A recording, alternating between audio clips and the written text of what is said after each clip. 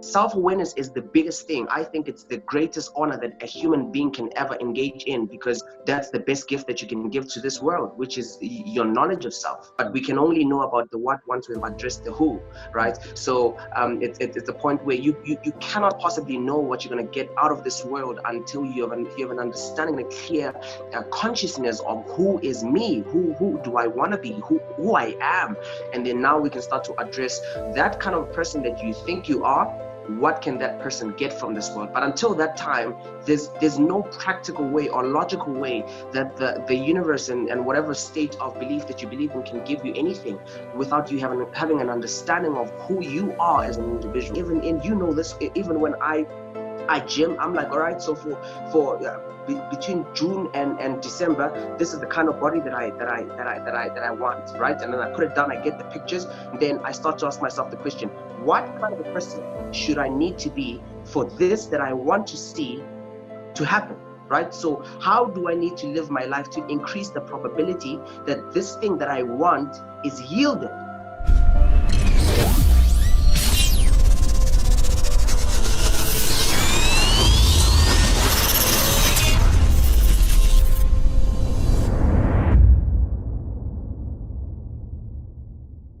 Hey everybody, welcome to another episode of the Leaders Podcast. I'm your host, Mpamuntu, and our goal and mission of the show is to introduce you to stories of young people across the globe who we believe are the next generation of thought leaders in their respective fields, right? This episode's guest is the founder and host of the Goodwill Show, a recently launched show with an agenda to trigger a state of consciousness and trigger a hunger for reasoning amongst human beings. With just a few weeks into the podcast industry, he's already released his first series called the Identity Lecture Series, in which he delves into identity and breaks it down into its first principles, which I think is quite commendable given how much of our respective identities today is often defined or informed by popular culture. Quite excited to have this young man on the podcast. Think of the next Joe Rogan or our very own Fusi Tembakwayo. Think Goodwill Mabena. Without any further ado, Goodwill, thank you so much for joining us here at the Leaders Podcast. How are you doing, man? I'm very thankful to be here. It's such a privilege and an honor for you guys to feature me on this wonderful platform. So I'm very excited, and I'd like to thank you. Quite excited also. I think Goodwill, I think also a lot about how I've had the privilege of seeing you evolve, during different seasons of your life. What a lot of people don't know is that I met you a couple of years ago, I think it was 3 years ago, and which a part of our first conversation really gave birth to this friendship that we have. And then really in preparation for this episode, when I looked at some of the stuff that you started to put out in terms of the Goodwill Mabena show, I think the depth of authenticity and having had the privilege and see how you have evolved is something that I really found quite profound and quite excited to really delve into some of the work that you do. Yeah. Right. So Goodwill, in the intro of the Goodwill Show, you speak about the agenda to trigger an individual's consciousness. Talk to me more about what does it mean to actually do that? What does it mean to trigger an individual's state of consciousness? So consciousness is basically the state of being conscious, right? So what that means is that you are aware of anything, basically. You're around your surroundings, yourself, the situations that you're in. So basically in my first identity series, in the first lecture, I speak about how growing up, I wanted a way out of my blackness. I felt like I didn't want to be black, right? So this is because the environment that I was in insinuated that being black was a curse. In hindsight, that meant that I was limited. And in my pursuit of my identity, I started to see how important and how beautiful it was to be black. I started to learn about my identity. I started to learn about my clan name, and I started to feel good about being black. And at that moment, that's when I realized that had I not been aware of being black, I was never going to appreciate myself and who I was and in the environment that I was in. So really being aware is all about having knowledge And I always speak about how the biggest curse that can happen to a generation is being apathetic, the lack of interest, the lack of curiosity. So not asking questions like what, how, where, who, because what that does is that it robs you of a state where you can be conscious and be aware of the beauty that lies before you that you cannot see until you've been triggered to see it. So really, that's what being self-conscious is all about. That's the foundation of the identity series, which is being conscious of your environment and who you are. Mm-hmm. Talking more about identity. I know you focused a lot Yeah. in talking about identity, and as I said earlier, I'm breaking it down. After putting out so much content, what would you say is your definition of identity? If you had to summarize some of the concept that you've put out and really put it into a brief summary, what would you say is your definition of identity? So identity, it starts with where you're coming from, right? So where you're coming from means your ancestors, your parents, their parents, and what. So ultimately, you look at your surname, and all of us inherit the surname, and we never, have the interest to ask why am I called Monto? Why am I called Mabena? What does that mean? So ultimately, when, for instance, I'm a Mabena, and we Black people, African people, we have clan names, right? So when I learned about my clan name, that's when I started to see that my clan name represented something that was in the DNA of my ancestors. So that's where we start. When we talk about identity, it's not just what your purpose is and what you think your purpose is. It's all about where you're coming from as well, because where you're coming from also speaks a lot about who you are. It speaks a lot about where you are going. So identity is like a wide spectrum, like a wide environment that describes your holistic presence, being your future, your present, your past, and everything that you're going to engage in. So that's like a very superficial way to describe identity, and hence why I have like a whole identity series, which 5 lectures where I speak a lot about identity. So, but that's like an overview of it. Yeah. Diving into which while you're talking, I think got me thinking about the complexity of the topic of identity. Quickly, I think run me through what are some of the components, right, that you speak into, that you delve into each of the series, that you think build into identity. Yeah. Sure, man. So, for instance, in identity one, I speak about my clan name, right, and the journey of me finding it out, and then in identity two, this is when I speak about what you expect from this world, what you want to find in this world, and in identity lecture 3, that's when I speak about relationships with friends and how is it possible for you to know what you can find in this world without having an understanding of who you are, right? And then I go on to speak about stories where you can hear the phrase, I've been to a party, so in the party, there's a general question where they ask who wants what, right? So when they're giving like gift packs, they're like, who wants what? But we can only know about the what once we've addressed the who, right? So it's the point where you cannot possibly know what you're going to get out of this world until you have an understanding and a clear consciousness of who is me, who do I want to be, who I am. And then now we can start to address that kind of person that you think you are. What can that person get from this world? But until that time, there's no practical way or logical way that the universe and whatever state of belief that you believe in can give you anything without you having an understanding of who you are as an individual. So that, I could talk a lot about self-awareness, but self-awareness is the biggest thing. I think it's the greatest honor that a human being can ever engage in, because that's the best gift that you can give to this world, which is your knowledge of self. Yeah. Talking actually about self-awareness, which I think I took a mental note, because I found that part so profound in terms of how you generate rhetoric around self-awareness, in which you describe the importance of being self-aware, and it got me thinking, because self-awareness, I don't see it as a point, right? I think you are constantly coming away. There's always room for improvement, and I think something I found myself grappling with is what does it mean to be self-aware? And why would we say it's important for young people, especially young people, to prioritize being self-aware? Yeah. So I'm going to choose this psychological methodology to give you an answer in this regard.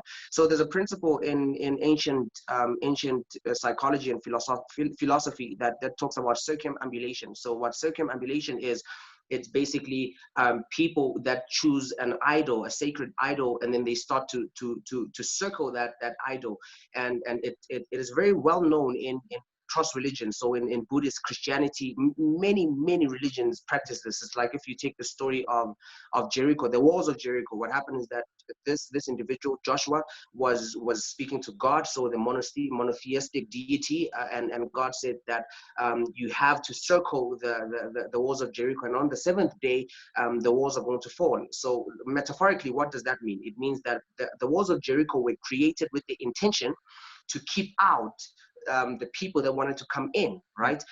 So that in today's time, that is like the barrier to entry. So if you set out an agenda to say, all right, I want to be this, so that's like an agenda. And of course, there are barriers to entry that is keeping everybody out of that which you want to achieve. Yeah. So ultimately, the more that you circle that agenda, like the walls of Jericho, then the closer you get in circling, then it starts to unravel. So the walls start to break down, right? So you set out an agenda to say, all right, I want to do this. And then now you start to take actions around that particular thing that you want to do. And the more that you do that, the Jericho starts to unravel itself to you. And that in its whole approach is basically what self-awareness is all about. So that's like an analogy that I want to use to answer the question. Yeah. So for instance, when we talk about self-awareness, I normally tell people that if you don't know what you want, let's start about what you don't want. Because if you know what you don't want, it's very easy for you to ultimately know what you do want, right? Yeah. So each and every individual in this world has been given the honor of having things that they're naturally interested in, so their curiosity. So for instance, if you're an individual who does not think of themselves that they are aware, right? So what happens is that you generally have things that you're curious about, maybe it being cars, maybe it being fashion, maybe it being Christianity, religion, maybe it being clothing. So like those are glimmers of lights that are before you that are very dim, but they're there. Sorry. So what you start to do is that as you start to respond in these glimmers of light of curiosity, what starts to happen is that they start to respond towards you, right? So the closer you get to the things that you're curious on, those things get closer to you. And that now changes your idea and your perspective of who you think you are. So for instance, when I started my journey of speaking, I never knew that one day I would call myself a professional speaker or a talented or a gifted speaker. I just had an interest in speaking, right? And then I started to look into that. I started to look into, okay, what is speaking about? And the closer and closer and closer I got to speaking, that's when I was like, actually, this is who I am, right? So that's like how self-awareness works. People look at the whole thing of self-awareness and they're like, but I'm not aware of self, and how do I get that? And I'm like, don't worry about that. Start with what you are naturally curious in, and that will unravel being self-aware. Wow, quite commendable. I think also thinking about it, I really want to figure out, like, going forward to anybody who might be listening, are there any practices that you've adopted or strategies that you use to really help you, that you think help you know yourself better? Definitely, Paul. So let me talk you through this. If I'm going to use this analogy, if you go to a bank and you have like a savings or a check account, right? And they give you a card. So what that card is that it represents what is inside of that account. So when you go to the ATM and you put your card in, you can only expect in the card what you know is there, right? Yeah. So for instance, you cannot go to an ATM and put a card when you don't know what is inside there, because you'll be surprised to find that there's nothing because you didn't put it there. Yeah. Right? So let me put it like this. Once you start to put things in yourself, when you start reading, and this is why reading is so important, right? Because when you read, you're putting things in yourself. And ultimately, when you put these things in yourself, you can expect from yourself what you put in there. Right? So when we talk about the practices that I have used over the past years to speak a lot about me being self-aware, had a lot to do with what I listen to, what I choose to look at, and generally the environments that I put myself in, because that holistically influences the things that I can expect from myself. So that on its own has spoken a lot of truth about me learning about myself more. And I mean, I'm also progressing into knowing myself even better. Yeah. But when I am conscious of what I'm putting inside of myself, that's when now you start to see that, okay, I've read a lot of books about entrepreneurship. I've read a lot of books about religion. And then now when I'm having a conversation with you, then you can hear that, oh, Goodwill is very aware about religion and entrepreneurship. Yeah, but that's because that's the environment that I put myself in, and I can expect from myself what I put in there. Which I think really touches on the concept of deliberate practice, right? In terms of Yes. you have an idea of who you are, but really to really get rid of that illusion, to actually get into the work of actually being about that. You say the first step is actually putting yourself in spaces that really fit into that. And I know, having had a privilege of being your friend, I know you speak a lot about choose the environments and the environments choose the end goal for you, right? Which really, Yes. which I think is quite profound. You often experience talking, like in the beginning, you spoke about the challenges you faced growing up as a Black child, and in particularly how you felt that your Blackness was a curve. Why do you think you had this mindset, and how were you able to rewire this thought pattern and override this negative toxic narrative? My friend, this started with, so growing up, I was a soccer player, and there are like there's a few people that know that I was actually a soccer player, right? Yeah. And so this is around about 9, 10 years old. I remember my mother would ask me, because my mother's a pastor, right? So she would ask me, so what's your passion? And I was like, my passion is soccer. Growing up, I want to be a professional soccer player. And when I changed schools, because I grew up in the township, when I changed schools and I went to a private school, so what happened is that when I got there, I saw different sports. Like I had like I got exposed to a different, like a wide range of sports. There was powerlifting, there was tennis, there was swimming, there was all of these things. And I remember asking myself at the time, I asked myself, was I ever passionate about soccer, or was soccer the only thing in my environment that I was exposed to, which led me to think that that was my purpose, right? So that's the foundation. That's where it actually started. When I changed environments, so when I changed, so I lived in Bronkhorstspruit. When I moved from Bronkhorstspruit to Pretoria, which was where I was attending my high school. When I moved to there, that's when I was like, what is happening right now? Where am I? And when I got exposed to a different environment, I looked back at my younger self and I was like, but that environment was very toxic, because when I was still living at home, I would consistently feel like we as Black people, we as African people cannot be anything, right? We just have to live, and we have to be servants. We have to be workers. We have to be like the masses that are not leading anything. I got into a different environment. I met different people. And then that changed my approach. It changed my perspective. And you know this, but 2013, I couldn't speak English, right? Because the environment that I was in a school that they taught us everything in our African language, even English, right? We were taught English in our African language. So when I moved to this private school, I had to start learning English, and it was a journey on its own where now I had to transition. I changed from the Goodwill that I was when I was in the township to moving over to the city. Then now I was exposed to people who spoke English only, and I couldn't have survived in that environment without adapting. And that's how my journey of learning to speak English started. And then I started speaking English, and then like that I progressed into other things. I got exposed to other things.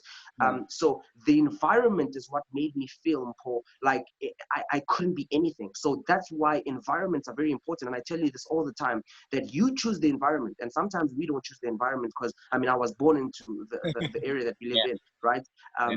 But you choose the environment in many things. And the environment here, I'm not talking about a physical location only. I'm also talking about environments that you put yourself in mentally. So if you're going to choose a mental environment, that environment mentally chooses another environment for you. And so you don't get to choose everything. You choose one thing, and that thing chooses the other thing, and that thing chooses the other thing. And then that's how basically, like, it's basically like a cosmic realm of how life works. Mm. So talking about realities that you choose, what would you say are some of the realities that you've personally chosen mentally wise? What are some mental Yes. spaces that you've decided to expose yourself to? One of the biggest ones was that I made a decision that in my personal journey, if I am going to be a person of influence in my respective field, being the industry of psychology, philosophy, and speaking to people, I made a decision that the best thing that I can do for myself and the people that I'm going to influence in the future is to expose myself mostly to the thing that I want to see within myself. So I chose the environment, the mental state of, right, I'm going to be reading articles, I'm going to be reading books, I'm going to be exposing myself to sermons, I'm going to go to conferences that are speaking about this domain. I'm going to apply in university and teach myself this course. I'm going to take that course. And I've made that conscious decision. And anything outside of that, I try to avoid because it's not speaking to what I chose, my agenda.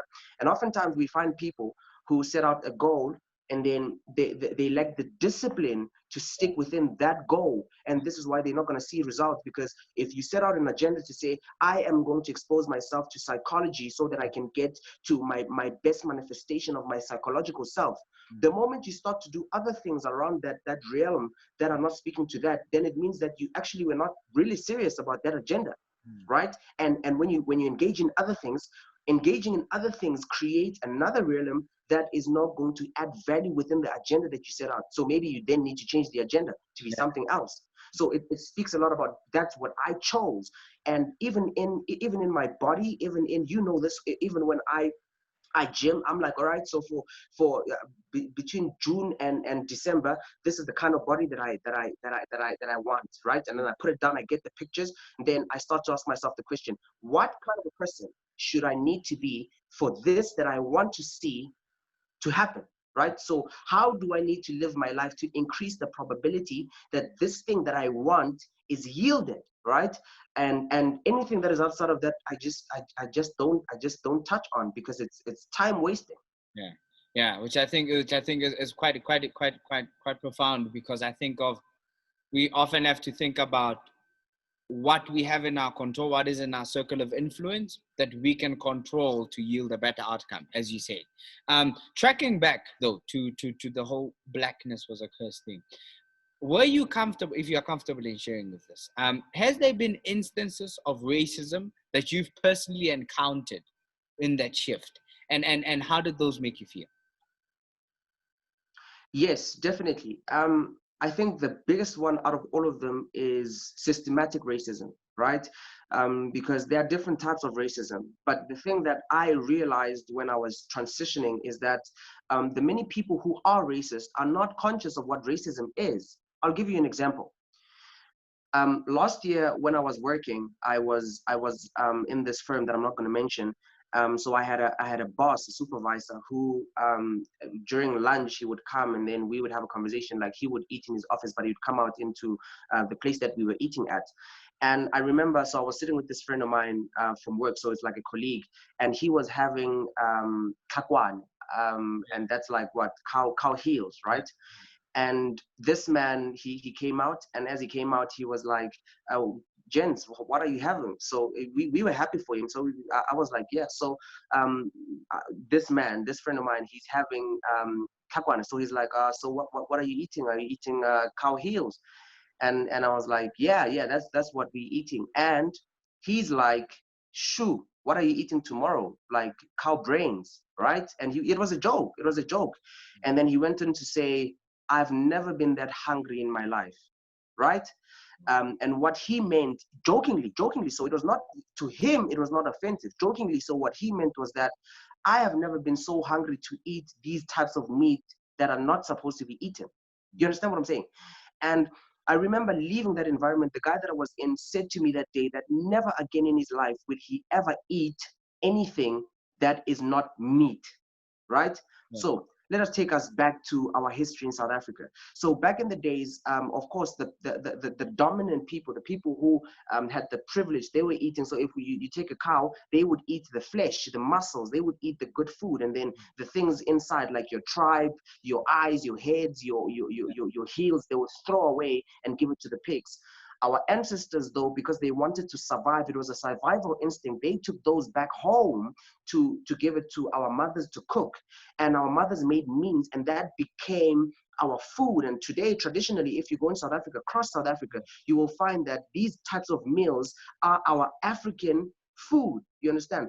But the connotation that that started with was from a lack, was from things that were thrown away. So when he said that, no, he has never been that hungry, he was true, because he has never been that hungry. And the reason why the foundation of us eating tripe and kakwan and all those types of food started from the foundation of lack.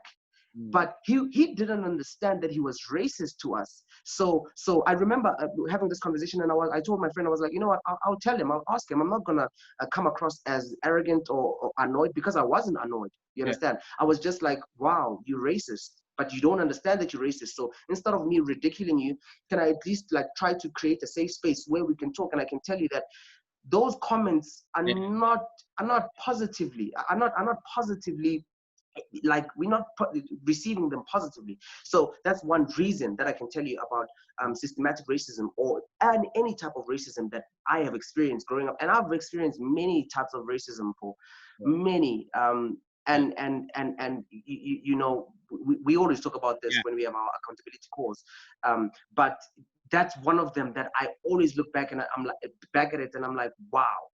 You know, we have a long way to go in this country when it comes to that, and in fact in the world.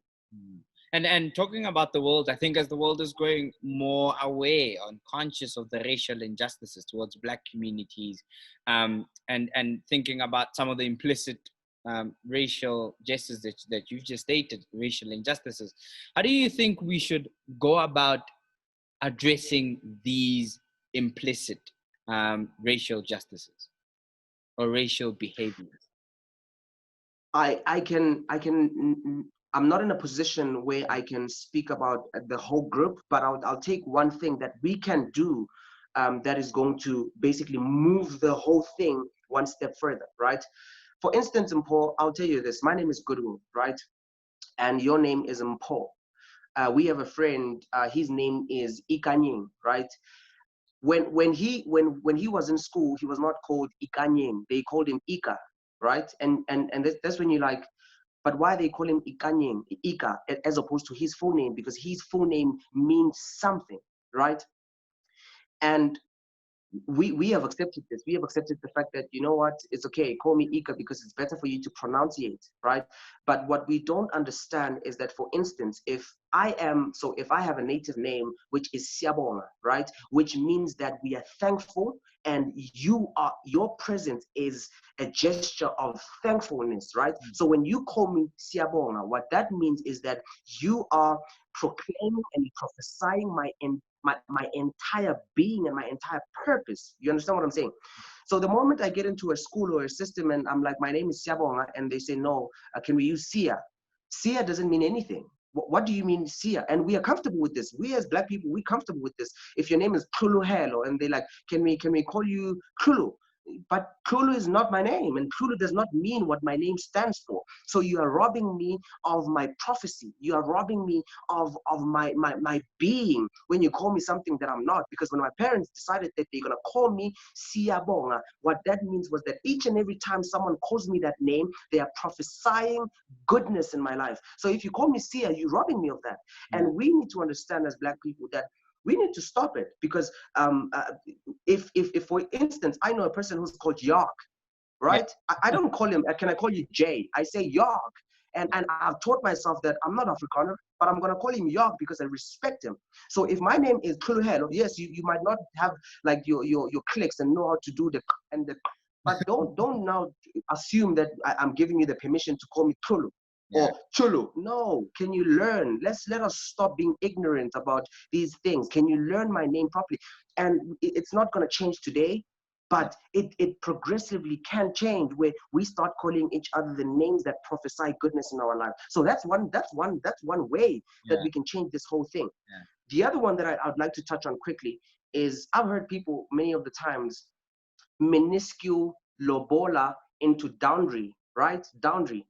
And like in my pursuit of my identity, again, I went to my ancestors and I asked them about this whole thing of what lobola is. You cannot speak about Black marriages and not address the issue of lobola, because lobola is not a lump sum or a payment that is made to the female's family to thank the parents for that. This is what it has become now because of ignorance. But what it was marriage for Black people. Yeah. You go to the constitution, lobola is considered to be customary marriage, but it's not constitutional. And why do you have to be white married first, which means signing the constitution before you recognize to be married, right?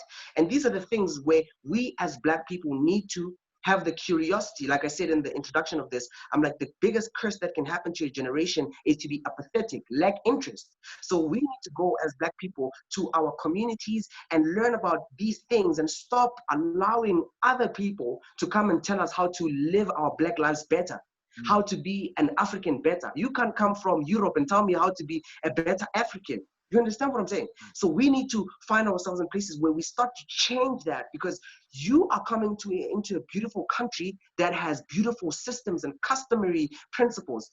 But when you come and tell me that those things are wrong, how do you know they're wrong? Because you're not from here. You don't know the beauty of it. Yeah. And we have grown up being told that certain African things are wrong. But who are you to tell me that my being is wrong? And I've allowed you, and we have allowed them for too long to tell us what is right and what isn't. And we need to stop that. Which I think really gets me thinking that the moment we allow them to influence or to have a say in what our being is, I think automatically undermines the complexity of what it means to be a being, right? And kind of based on what lens are you stating this?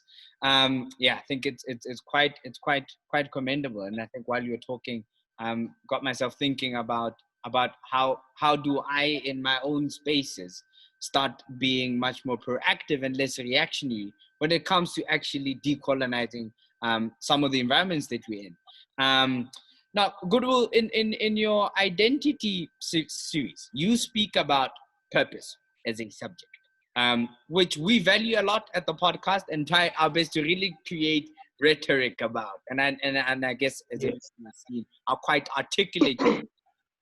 What would you say is your definition of purpose, and how would you say this is an important topic for young people to grasp? The first thing, and this is why I am so in love with the Leaders Podcast, because the mission of the Leaders Podcast is to democratize the whole thing about purpose, right? So I think that people who have grasped an idea of what they think purpose is have been unfair to the rest of the people, because what we have told people is that purpose is the thing that you wake up one day in the morning and you start to feel that, oh my goodness, I have grace, I have purpose, I know it, it's here. And I have noticed that it never happens like that. It might happen for other people, but with the many people that I've met, speaking in events in churches, you know this, I'm a speaker, so I speak in churches, and I always ask people about purpose, and nobody has ever come to me and told me that I woke up in the morning and I saw the heavens open. And there were rays that were like, yes, now, Paul Monso, your purpose is. So here's how I have taken the topic of purpose and I've tried to democratize it as well, right? Here's how it starts, Paul. I talk about how purpose is, for me and the people that I influence, I've tried to influence them in this way of seeing purpose. If today I set out, so today is a Wednesday, if I said next week, Monday, I bought a book, the name of the book is Jim Collins, Good to Great. And I'm like, I bought that book, I want to finish this book, right? I take this book and I'm like, I would love to finish this book in 2 weeks. So now I write a schedule. And I'm like, on Monday, I'm going to read a chapter, or I'm going to read 4 pages, or I'm going to read 7 pages. And on Tuesday, I'm going to read 7 pages and until I finish the book. So I take the book and I spread it wide within 2 weeks. And then I select the time. I'm like, I'm going to read this book between 4 and 5 in the afternoon every day, right? So between that, the Monday, first day of the 2 weeks to the 14th day, last day of the 14 days, that was my purpose for the 2 weeks. You understand? Yeah.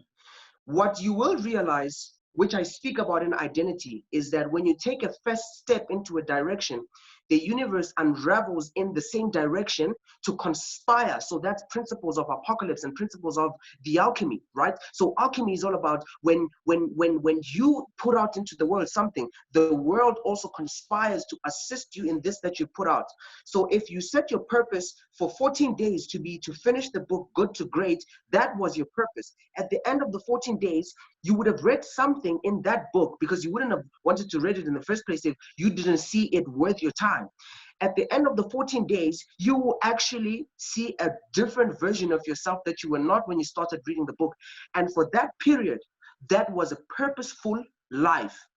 Now, let us get into the whole thing of the ultimate purpose. The ultimate purpose means that there was a God, because we cannot talk about purpose if we haven't identified who's giving out the purpose. So if purpose is a mission that you came into this world having been given, it's a message for the world. Who's giving it to you? So now, are you a theist who believes in theism? So you believe that there's a monotheistic deity, which being God. And if you believe that, then can we address the fact that, okay, there's a God? Do you identify him? Are you connected with him? And the higher the probability of your relationship with him, he can then tell you about the ultimate mission. You understand? Yeah. And if you don't recognize any deity in your life, then we cannot talk about the ultimate purpose, because that one, you are not identifying who is giving you the purpose. So let us talk about what is in our naturalistic approach, what we can do physically to engage with purpose. And it's like what I said. If for 2021, I said by the end of December, I want to have filled and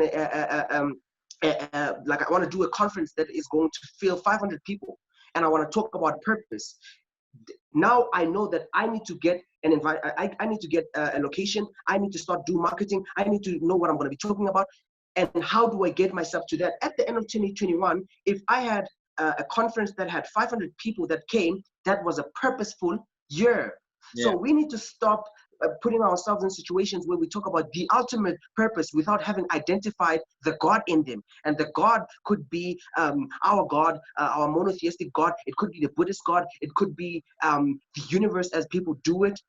But we need to first identify that there is that. So if we're not going to address that, then let's not talk about the ultimate purpose. Let us talk about the naturalistic purpose that we can have that has nothing to do with the heavens or the deities. Beautiful answer. I think a lot about what you said, and thinking about it, what I love about it is that you kind of break it down into seasons, right? That this is a specific season of my life. And yes, there is a greater theme or a greater life purpose, as they would say. But I think what I love about you is that you kind of break it down. Okay, this is part, because I think there's quite a thin line in terms of drawing what do we actually spend time thinking about and what they call academic masturbation. In other words, what stimulates our mind, but actually is not something that leads to results. So in your answer, breaking it down into seasons and actually be like, in the specific season of my life, what is the one thing I want to fulfill? And hence, so then break it down into what day-to-day steps am I taking towards that? And I think what really got me thinking that perhaps purpose in itself acts as a theme, right? An underlying theme in which in each and every season is you've got different expressions of that theme. So for example, in your case, which was speaking, as you said, in one season, it could be a conference. In the next season, it could be the Goodwill Show, right? But the theme stays the same, but hence different expressions. Thanks for that. Thanks for that, Goodwill. I love that answer. When I rewatch this episode, I'm going to look at this part. Now, Goodwill, you condense the essence of understanding who we are as human beings in one of your lecture series, in which you quote that being has got to do much with what we experience internally and what we do, and less with what we experience externally, which got me thinking, what does it mean to be? Two, how does who we are being relate to what happens with us internally? Beautiful question. I love this question so much because I was having a conversation with my mother, and I said to my mother that I've been alive for 21 years, and in my 21 years, I've never experienced my mother having to over-exaggerate the importance of the fact that she's my mother. You understand? So my mother is my mother. She is my mother. Because ultimately she gave birth to me. So there's no way that my mother can prove to me that she's my mother, because it's factual. Yeah. But let us take it back a bit. For my mother to know that I'm her child, she could have not known until she has conceived of me, which was internally. You understand? So when I came out into the world, I am representing what she had internally. So being can only be expressed externally if it was conceived internally. Mm. Mm. Which which which brings us back to what you said earlier, in terms of you put in certain things internally, and out of that kind of defines what is external. Am I getting you there? Certainly, Paul, because for instance, I'll tell you this. There's a big question that I'm going to be addressing in my second season of, because I'm finishing with the identity series. Lecture 5 is out there, it's done. I'm going to go into another short sermon series, which is going to be called Obedience. And I speak a lot on obedience, about what is worse, being misinformed or uninformed, right?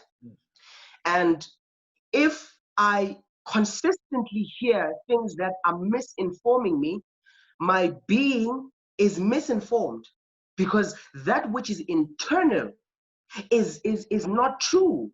It's incomplete. So if what I'm hearing and what I'm thinking is incomplete, then my being is somewhat misdirected, and it's misinforming. So we have to identify that what is inside of you. And this is where I speak a lot about, you need to be very aware of what you're listening to. I speak a lot about how you need to choose what you're listening to, which is what a friend of mine told me, that I need to listen carefully. I need to choose what I listen to. So when you're listening to consistent information, now listening could be in a form of hearing someone say, or what you're reading, because ultimately those two things get into your brain. And if they start to get into your brain, they start to create a realm and a system. The world and the universe starts to conspire in that which you put inside of yourself.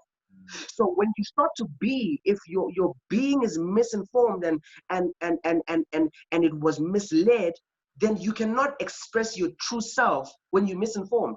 Hence why I speak a lot about how in the church context, we need to be very aware of why you're going there. What do you want to find when you're there? You need to ask yourself this question. Before you sign that membership form, you need to know, if I'm going to a church movement, what do I want to find there? What was I going there for? And anything outside of that which you said to yourself shouldn't bother you. So if I went to church for fellowship, I went there for good music, good Christian music. I'm not interested in the pastor that much in ministry. When we hear rumors like the pastor was doing something with someone and he was being an infidel, that shouldn't bother you, because that's not why you went there in the first place. You understand? So that also speaks a lot about you being. So you are what you want to see in your life. So I can speak a lot about how if I'm being, I'm like, all right, I'm going to university. And you know this, when I dropped out of the University of Witwatersrand, the reason why I dropped out, one of the reasons why I dropped out was because when I went into the university, I never went because I wanted to go there. I went because my situation was forcing me to go there, right? Yeah. Right? Being parent, being the school that I was coming from, being the fact that I was head boy, I was valedictorian. So it created a situation where people were like, but why wouldn't you go to study in varsity? Yeah. And I got there and round about July, August. But I was like, why am I here? Yeah. Like, what am I doing here? It did not speak about me and what I wanted to find from university. And then I left, right? And then I left. Yeah. And when I left, people were shocked. They were like, ooh, why would you drop such a beautiful opportunity? I was studying BCom. Why would you do that? The unemployment rate in South Africa is very high for you to not be qualified. And I was like, but that's not for me. Something is good, but just because something is good doesn't mean it's good for me. And while you're talking, Goodwill, I think a quote that stuck with me is one by Miles Monroe, when he says that the forest does not lie ahead of the seed, it lies in the seed, right? And how often in your space, you were in a space as a seed, you were in a space like this, and you realize that perhaps this is not the right soil to feed my seed and that which is within me. And finding spaces that really fit into that seed. I mean, I think we followed a similar trend because I also earlier dropped out of it, you know, of such and similar reasons to you, really finding a space that kind of really has an essence of what you want to become or what you think you want to become at the time. And at the time, it was not the most, as you said, not the most articulated answer of, I want to become this person, that's why I'm dropping out. You just felt the need to take a stab at that which you wanted to be. And that often meant taking such decisions, which I think is quite commendable. Talking a lot more about the Goodwill Show. What are some of your hopes and dreams for the show, and in particular, what do you see coming out of it? Paul, I'll tell you this. So, because I was born in a township, I have had the opportunity to speak in townships, right? And because the agenda of the show is to personally develop and try to influence leaders, right? So it's personal and leadership development. I would like to see the Goodwill Show in a space where we go to these township schools in the Black context and create platforms where these individuals, Black African individuals, can get exposed to leadership development and personal development, so that some of the individuals that are there who are like me or were like me, where they thought they wanted to, they loved soccer, only to realize soccer is the only thing that's available. Yeah. So I want to create a space where we can physically engage with these people to try and develop teams inside of them, develop leadership inside of them, develop personal growth within these people, so that when they look at their lives, they can say that, but it's because of being exposed that made me who I am today. Because exposure is another thing on its own that is very important. So the Goodwill Show right now, of course, I'm speaking on platforms, and I cannot go actively to engage with the people. But the agenda and the structure that I want to see with the Goodwill Show is it needs to influence people to find their best self. Yeah. That's ultimately what it's all about. Yeah. Talking about hopes and dreams and uplifting your community, what would you say is your message to the world? My message to the world, and Paul, will be, and has been, your biggest gift and honor to this world is the honor to know yourself. When you go into the world and people engage with you, people are in your space of realm, people feel you, they should not know anything outside of your true self. Not an idea of what you want to be, not an idea of who they think you are, but you. Because if they know that, then there's no higher form of what they can experience from you than to experience the form where you are at your highest manifestation. So my message to the world is self-awareness is a tool that one has to regard with a serious eye, because that unravels opportunities, it unravels platforms, it unravels monetary value. It is literally one of the biggest things that I personally have seen that people need to engage with. Mm-hmm. Thank you so much, Goodwill. And I think that what you spoke about today is quite relevant, you know, to what a lot of young people are grappling. And I think even post the lockdown and quarantine, you know, I think when I listen to your answer right now, thinking about what are some of the things that a lot of young people are grappling with. And I think your answer really quite encapsulated that. And I think thinking a lot more about some of the actionable steps which you stated quite earlier in terms of self-awareness when you unpack that question. Thank you so much for this episode, Goodwill. On that note, how can our listeners and our viewers stay in touch with the work that you're doing? I am on Spotify, I am on Apple Podcast, I am on Castbox and Becca and many of those things. But on Instagram, they can basically get that. On Instagram, my account is Goodwill Mabena. On Twitter, Goodwill_Bena Jr. On Facebook, Goodwill Mabena. So that's where they can get a hold of me. But the things that I speak about, they are on these platforms that they will find out when they get to the Instagrams and the social media platforms. Yes. Thank you so much, Goodwill. Right, there you have it from Goodwill Mabena himself. Guys, go read and check about Goodwill and his social media pages. We will make sure that we share all his social media pages that he just stipulated on our personal Instagram accounts and other social media platforms.